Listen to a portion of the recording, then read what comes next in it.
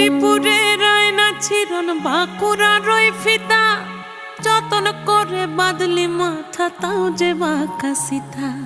মেদিনীপুরের আয়না চিরন বাঁকুড়ার ওই ফিতা, আর যতন করে বাঁধলি মাথা তাও যে বাঁকা সিথা। পেছ পাড়িয়া রাজকুমারী গলায় চন্দ্রহার, দিনে দিনে বাড়ছে তোমার চুলেরই বাহার। পেছ পাড়িয়া রাজকুমারী